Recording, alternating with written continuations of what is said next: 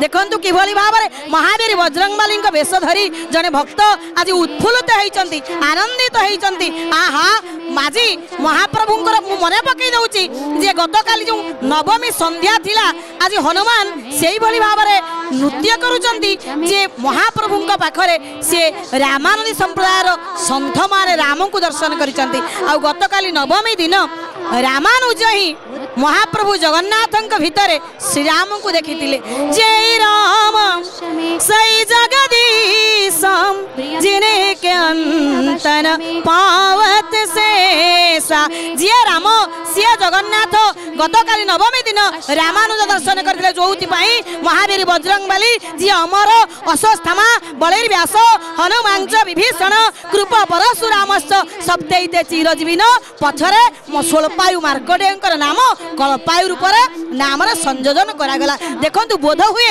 ये अमर हनुमान आज गुप्त भाव धाई आसी एक अदृश्य सत्ता जले स्थले अंतरिक्षरे सबुआड़े देवता माने अदृश्य रही महाप्रभु जगन्नाथ को दर्शन करती कहीं ये परम ब्रह्म।